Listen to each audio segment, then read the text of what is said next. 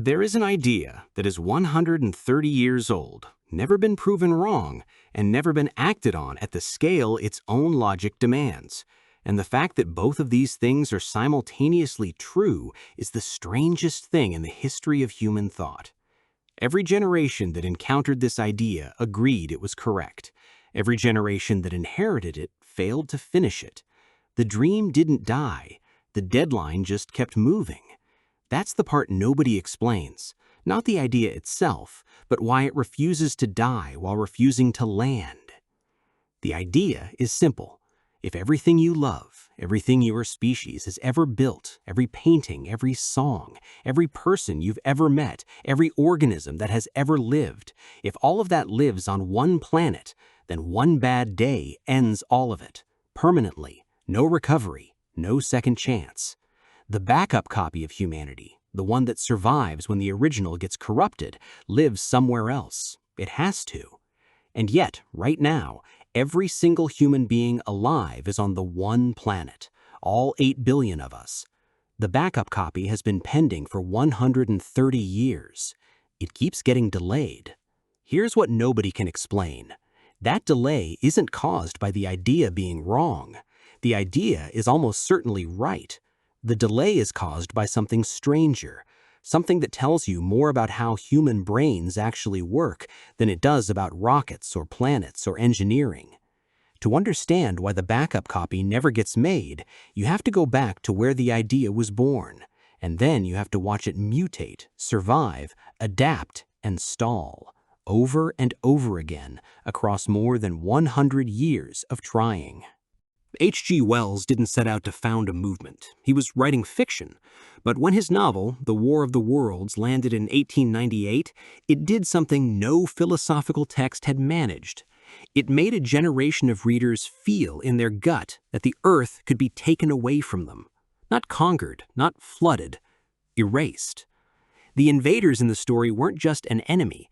They were a demonstration that the planet where humans lived was a target. A small, exposed rock hanging in a very large and indifferent universe, with no shields and no backup. That was the first version of the argument, not a call to action, a cold shock of recognition. Wells wasn't saying, go to Mars. He was saying, you are not safe here. The universe has things in it that can end you, and the Earth is not a fortress. It is a dot. What Wells was writing about wasn't metaphor, it was the geological record, made visceral. The asteroid that ended the dinosaurs, an object roughly the width of a city moving fast enough that the air in front of it compressed into a fireball before it even hit the ground, didn't leave a warning note. It didn't announce itself. One morning, the sky was normal. The same morning, a fraction of a second later, everything within 1,000 kilometers was vaporized by the impact. The shock wave alone was enough to level forests across an entire continent. Then came the cold cloud. Then came the cold. Then came the silence. 3/4 of all species alive at the time ceased to exist within a time span that geologists can barely measure, a few thousand years out of 4 billion. One event, one bad morning, and the dominant life forms on Earth simply stopped existing. You are living in a house that could be described the same way today. The difference is that we now have telescopes pointed at the sky specifically to track rocks with our name on them. And the honest answer from the astronomers who run those programs is that we have cataloged the large ones well enough to feel some confidence, but the medium ones, the ones that could end a city or trigger a climate shift, are still only partially mapped. The geological record says this has happened before and will happen again. The question is only when. The obstacle in the 1990s wasn't engineering. The obstacle was that nobody had a plan. The fear was real. The idea that Earth was fragile was a genuine insight, not paranoia. But there was nowhere to put that fear except into fiction. The 1890s had no rockets, no satellites, no way to leave. The fear could be felt, but not answered. So it became a genre. Science fiction kept the idea alive by transforming it into stories, and those stories infected the imaginations of a generation of engineers who were children when Wells was publishing. The mutation from existential dread to engineering problem was decades away, but the seed was planted.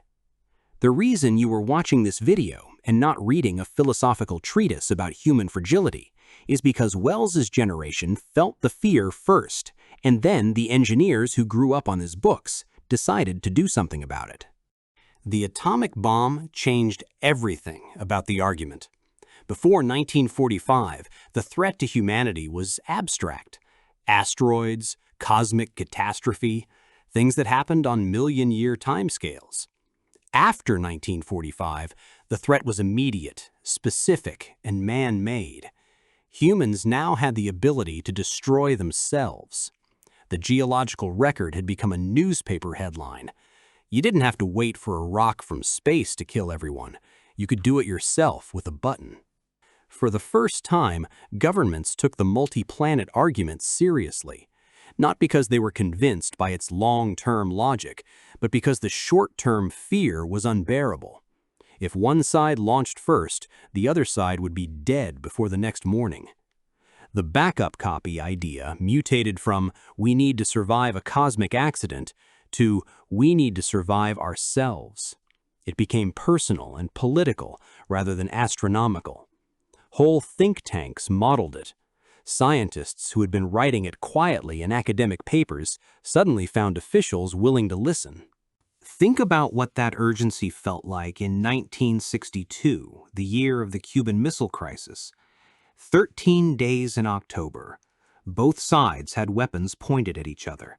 Not conventional weapons, but devices capable of leveling cities and poisoning the atmosphere with fallout that would circle the planet for years.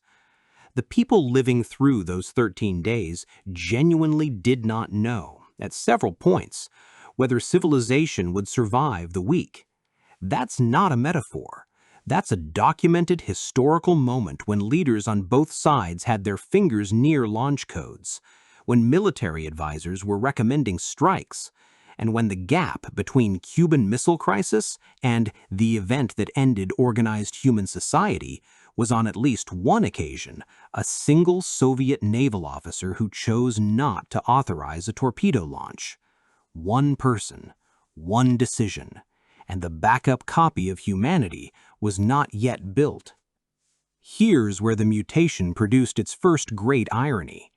The same anxiety that made governments take the multi-planet argument seriously also consumed every resource that might have funded it. The arms race, building more warheads, more delivery systems, more submarines, more early warning networks, cost more per year than any space colonization program ever proposed. The fear of mutual destruction funded mutual destruction instead of escape from it. The United States and Soviet Union together spent the equivalent of multiple entire space programs every year building the weapons that made the argument for leaving Earth more urgent, and spent almost nothing building the infrastructure to actually leave.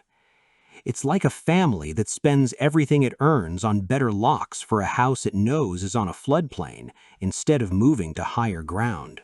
Pause here because this is where the idea faces its first real decision, and it's a decision you need to sit with. You are the Cold War-era NASA administrator. It is 1961. Your engineers tell you they can reach the moon in 8 years. They tell you Mars is reachable in 15 years if you receive the full funding. But the budget covers one, not both. If you choose the moon, you win the race against the Soviets, you secure your program's funding for a decade, and the propaganda value of a human bootprint on lunar soil is enormous. Mars gets deprioritized for a generation. If you choose Mars, you might run out of political support before you get there. The public has a short attention span, the Soviets might still beat you to the moon, and you lose the propaganda war that's keeping your program alive in the first place. Both options have a cost, not a theoretical cost, a generational one. The moon means humanity's first serious move toward a multi-planet future is delayed by at least 20 years. Mars means you might lose everything and get nothing. You have to recommend one right now. What do you choose? The real answer, of course, was the moon. Every administrator, in every version of this decision, chose the moon. Not because they didn't understand the Mars argument, because the short fear, losing to the Soviets, was louder than the long fear, dying as a species. This is not a failure of intelligence. It is a feature of how human decision-making actually works under pressure. Short fears have bodies and faces and election cycles attached to them. Long fears are abstractions measured in centuries.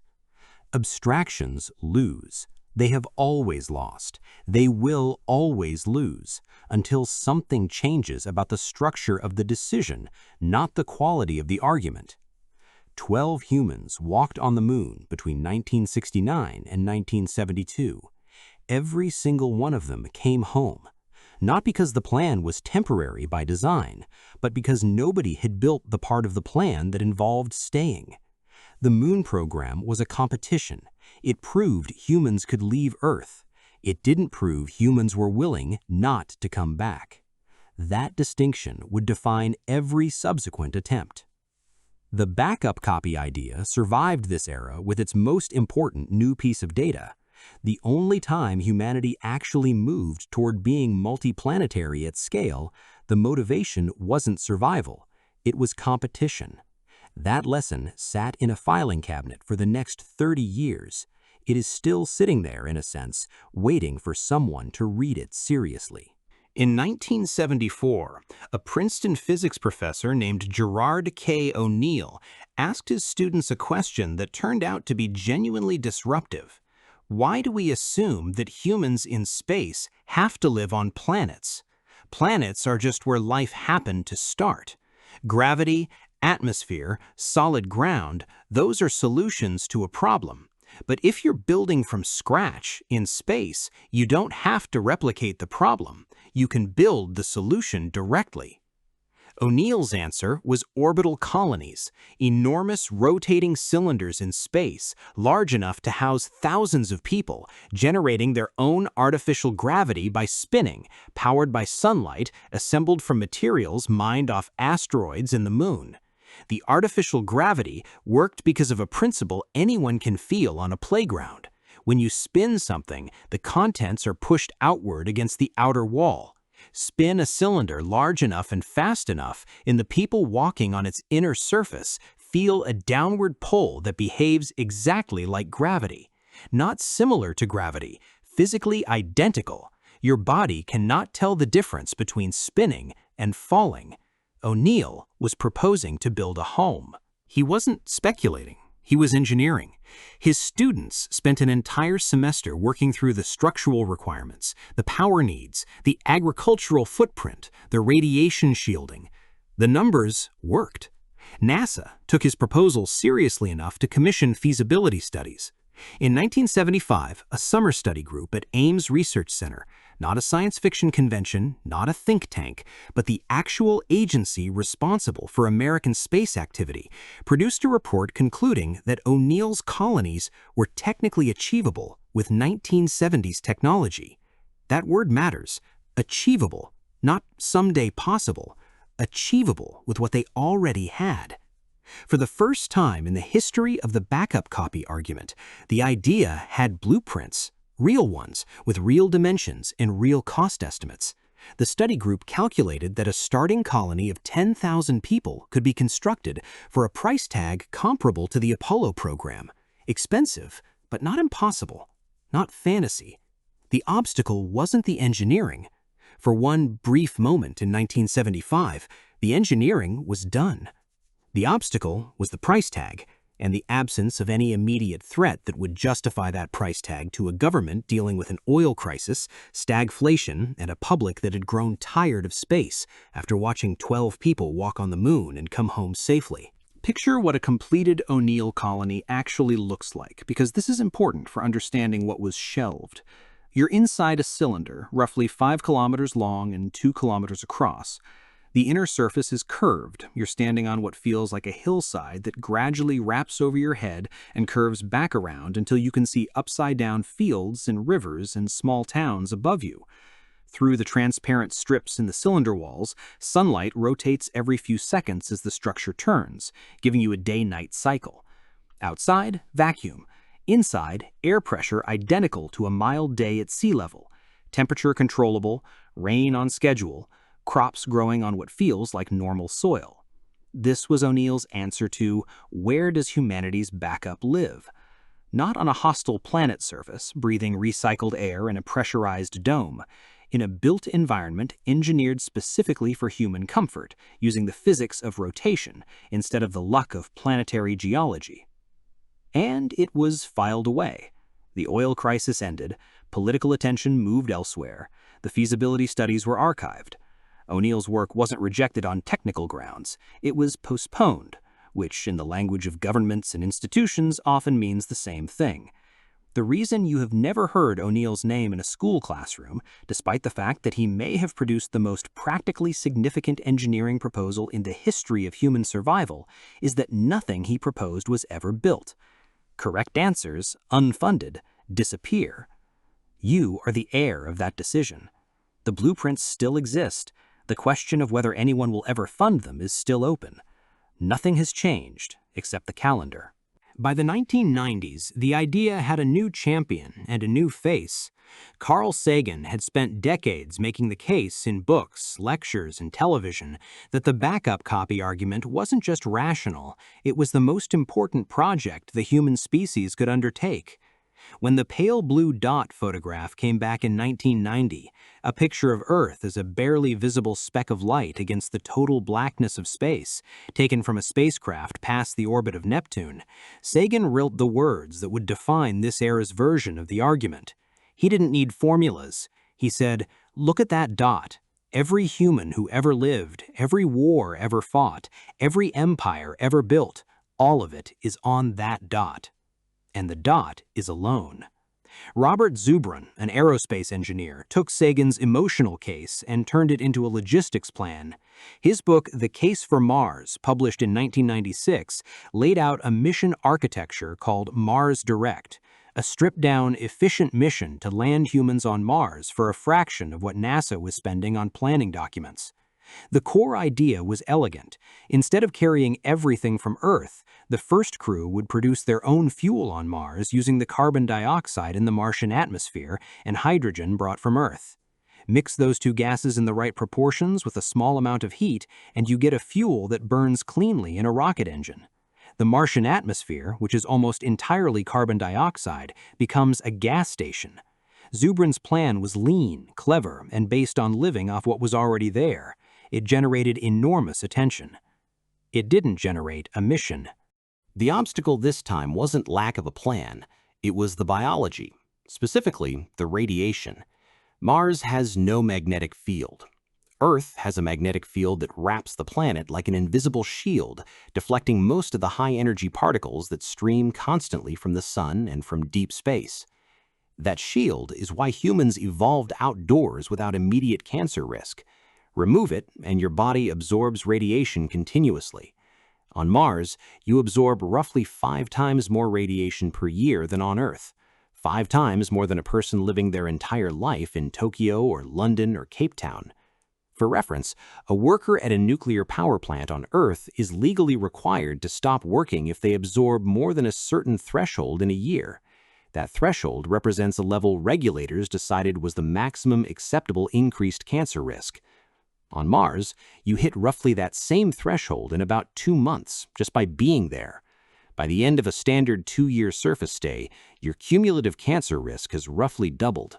Your bone marrow, the soft tissue inside your bones that produces blood cells, is particularly vulnerable because it's constantly dividing, and dividing cells are the ones radiation damages most efficiently. Here is the version of this that lives in a specific moment rather than a statistic. You're on Mars, day 400 of a planned 550-day surface stay.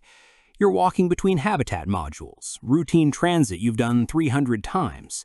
You trip on a cable someone left across the floor, a small cable, the kind you'd step over without noticing on Earth. Your hand shoots out to catch yourself.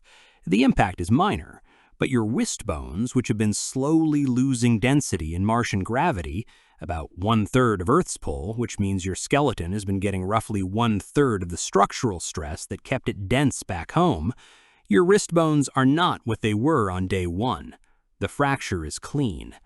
On Earth, that fall wouldn't leave a bruise. Here, you're looking at a splint and a medical evacuation timeline measured in months, because the next launch window home isn't another 150 days. The radiation aged your blood, the gravity aged your bones, and you're 400 days in. That's the biology problem Zubrin's plan acknowledged but couldn't fully solve. His engineering was sound, his fuel production scheme was real, but he couldn't redesign the human body. And the human body on Mars pays a price that accumulates every single day. Without competitive pressure, without a Soviet flag on the Martian surface to race against, no government was willing to fund the mission that would send humans to pay that price.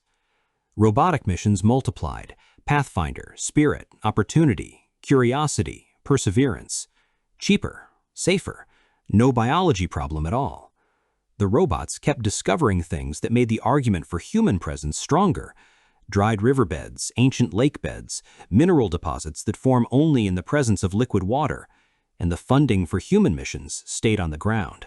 The most recent mutation of the backup copy argument produced something genuinely new: a private citizen making his founding mission statement. When Elon Musk said publicly that the reason to build SpaceX was to make humanity multiplanetary to ensure the survival of the species against the threat of extinction, he was not saying anything that Wells, Sagan, O'Neill, or Zubrin hadn't said before him. What was new was that he had the capital to attempt it, and he said the quiet part loud. The motive is not exploration. It is not national prestige. It is fear. Rational, mathematical fear that one planet is one bad day from being the last day, and the backup copy still doesn't exist. SpaceX built rockets that actually work and land themselves back on their launch pads, a trick that sounds impossible until you watch it happen, and then it just looks like physics running in reverse. The Falcon 9 became the most flown orbital rocket in history. The Starship program produced the largest flying machine ever assembled, a rocket taller than a 30-story building, designed specifically for Mars, capable of carrying enough mass to begin building infrastructure rather than just planting a flag. It flew. Real hardware, not blueprints from a 1975 feasibility study. A machine that actually lifted off the ground and reached space. And watch what happened to the timelines. In 2011, Musk said humans on Mars by 2020. In 2016, he revised that to 2024. By 2024, the target had moved to early 2030s. That's not a failure unique to SpaceX. NASA's own human Mars mission dates have moved by roughly a decade every 5 years for the past 3 decades. Notice the pattern? The engineering improves, the hardware becomes more real, and the date moves anyway. Because the engineering was never the only constraint. The biology is still the constraint, specifically the radiation. And here's the 2-level anchor that makes this concrete. The radiation dose a crew absorbs during a round trip to Mars, 8 months out, 18 months on the surface, 8 months back, is roughly equivalent to what a survivor would absorb living within a few kilometers of a major nuclear plant accident for the same duration.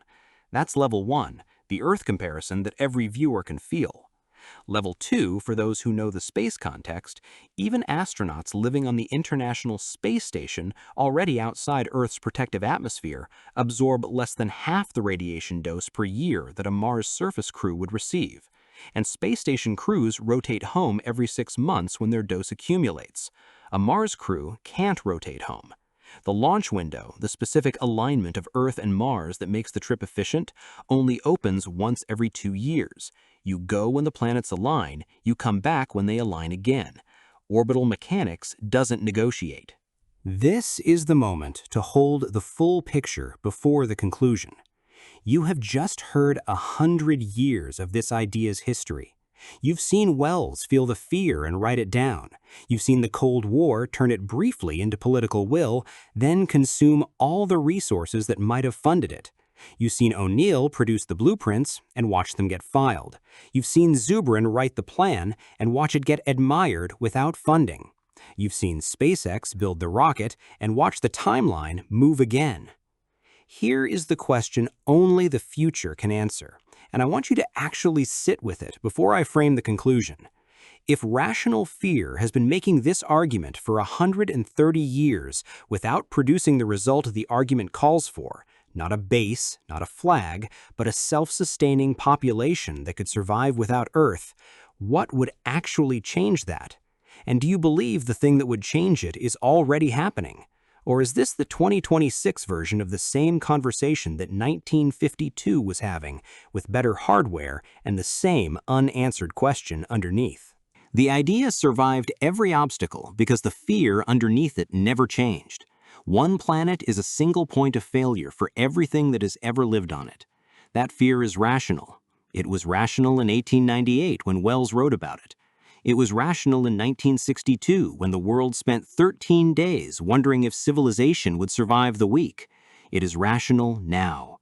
The geological record has 5 mass extinctions written in it, each one wiping out more than half of all species alive at the time.